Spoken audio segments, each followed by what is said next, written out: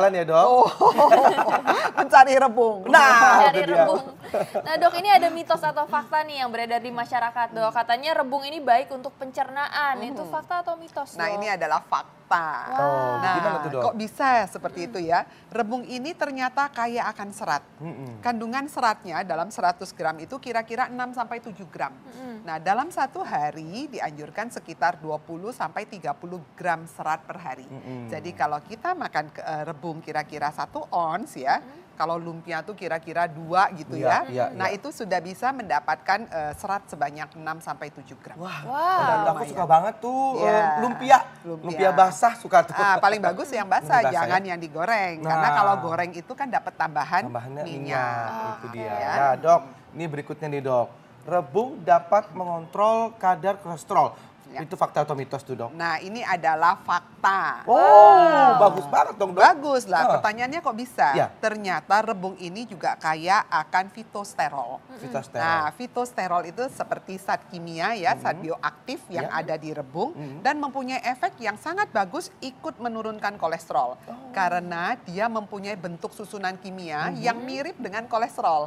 Jadi pada waktu kita makan makanan kolesterol, lalu kita makan juga si rebung, Iya. maka tubuh kita menangkap, ini kayaknya kolesterol nih, kolesterol ditangkap, nggak tahu itu adalah rebung. Jadi kadar kolesterol kita tidak ikutan naik gitu ya.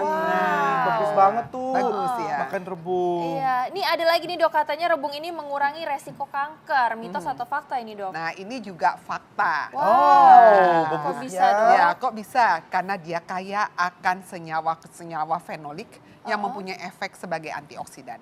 Jadi kandungannya juga cukup tinggi. Makanya rebung ini karena dia ngumpet di dalam tanah ya, tanah akar. Jadi kita pada waktu mengambil tuh kita nggak berpikir bahwa dia punya banyak sekali keuntungan untuk kesehatan. Wow, jadi tuh, dok, ini fakta atau mitos ini rebung itu bisa meningkatkan nafsu makan tuh dok. Jadi si Sesi lihatnya nafsu makan saya meningkat. Iya. Fakta atau mitos Nah, dok? itu adalah mitos. Oh, Nah, mitos. Tapi kenapa kok tadi nafsu Ya. makan naik? Itu karena cara masaknya. Ya, Betul jadi sekali. cara masak, cara menyajikan itu Iya, kadang-kadang menggugah Oh, selera. gitu. Nah, jadi apa hubungannya dengan nafsu makan itu sebenarnya dok? Kalau kata orang banyak yang bilang begitu gitu. Iya, Dan iya. tapi ternyata itu adalah mitos ya dok? Mitos. Jadi orang selalu mengkaitkan bambu ini, kalau kita makan bambu tuh porsi makan kita menjadi lebih banyak karena mereka mengolahnya kan menggunakan cabai dan sebagainya. Jadi membuat rasa lebih enak. Tapi sebetulnya kandungan gizi yang ada di dalamnya isinya memang dia kaya akan vitamin dan mineral.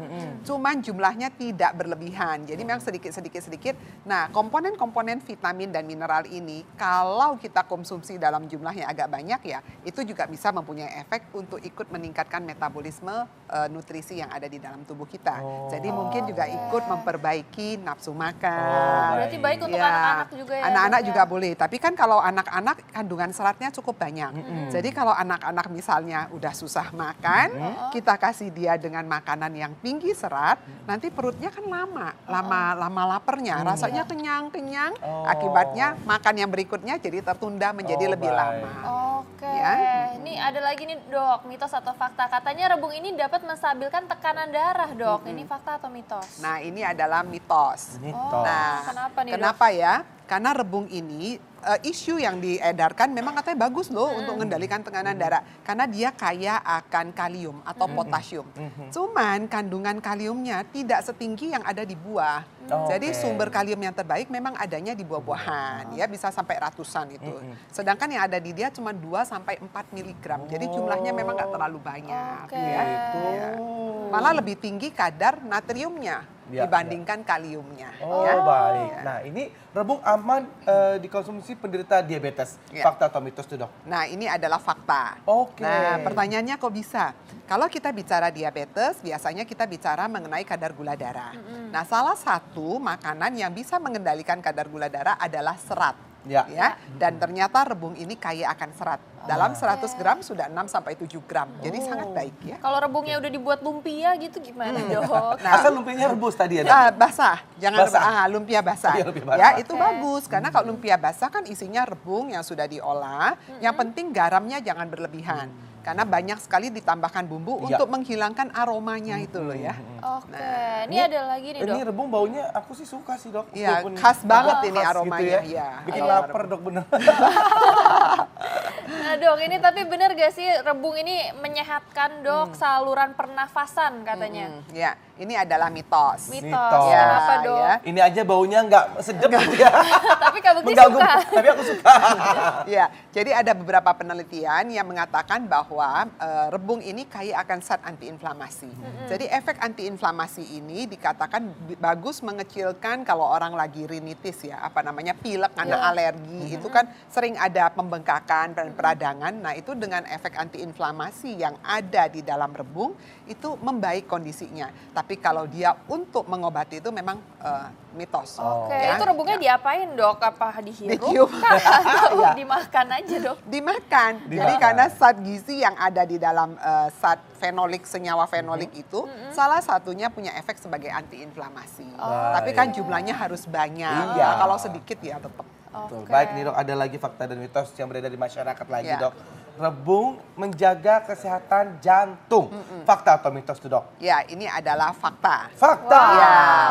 Nah, pertanyaannya kok bisa ya Ya. menjaga kesehatan jantung? Betul. Tadi ingat nggak saya ada bilang bahwa rebung ini sangat bagus untuk mengendalikan kadar kolesterol. Betul. Karena kandungan dari fitosterol. Iya. Dan kita tahu bahwa bicara kesehatan jantung pasti dia bermain dengan Kolesterol. kolesterol, darah tinggi, ya kondisi seperti itu. Iya. Dan ini juga memang kadar kaliumnya tidak sebagus yang ada di buah, tapi tetap kadar kaliumnya cukup baik dibanding sayur-sayuran yang lainnya. Nah. Jadi kalau dia dikombinasi berdua, ya memang baik sekali untuk menjaga ya. Baik kesehatan jantung. dok. Oke. Tapi untuk menjaga aja itu. gitu, Menjaga, Dok? jadi Ya, bukan ya. ngobatin. Bukan Kalau ngobatin. ngobatin tetap harus ke dokter Ya. untuk mendapatkan obat yang tepat. Ya. Oke, dok ini katanya makan rebung juga dapat mempercepat penyembuhan luka nih dok. Itu fakta atau mitos? Nah, ini adalah mitos. Oke. Nah, pertanyaannya kok bisa ya? Karena rebung itu dari awal dikatakan dia kaya karbohidrat, kaya akan protein, kaya akan asam amino sekian banyak. Jadi kalau untuk penyembuhan luka itu selalu dikaitkan dengan protein dan asam amino.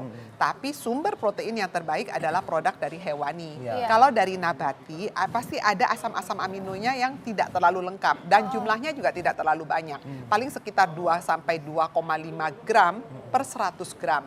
Ya, dibandingkan dengan putih telur. Kalau putih telur, 1 butir putih telur itu kira-kira mengandung 5 gram protein. Oh. Jadi jumlahnya memang kalau dilihat penyembuhan luka yang terbaik ada di produk hewani. Ya. Baik dok. Oke. Nih terakhir nih dok, untuk masyarakat mungkin ada tips-tips nih dok, gimana caranya supaya makan rebung tapi bisa dapat manfaat yang maksimal nih dok. Ya baik, jadi rebung ini makanan tradisional, jadi dari zaman dulu sudah ada Ya. dan sangat mudah didapat, cukup aman, cukup murah meriah. Yang harus diingat pada waktu kita ingin mengkonsumsi rebung, jangan lupa rebung itu harus direbus dulu atau direndam semalaman. Untuk menghilangkan getahnya, menghilangkan baunya yang terlalu menyegat, dan juga menghilangkan racun yang tadi disebutkan. Kadang-kadang ada sianidanya di situ ya. Jadi itu betul harus diolah dulu, nah kemudian baru boleh dimasak. Pada waktu dimasak itu harus perhatikan bahwa gunakan bumbu yang secukupnya. Jangan karena menghilangkan aromanya yang khas lalu ditambahkan segala macam bumbu yang berlebihan ya. Kemudian rebung ini juga sangat bagus untuk pengganti serat. Jadi kalau aduh saya nggak suka makan sayur ini. Nah, rebung ini bisa diolah menjadi makanan kecil, lumpia. Kemudian bisa diolah seperti membuat acar ya, atau dibikin sayur seperti itu. Nah, itu bagus sekali untuk menggantikan orang yang memilih sayuran. Oke, Baik. itu kalau misalnya direndam tadi direndam pakai air biasa aja atau Ya, gimana dok? direndam menggunakan air biasa aja semalaman atau direbus. Oke. Oke, baik dok. Terima kasih banyak Ya, dok. terima kasih. Terima kasih, dok.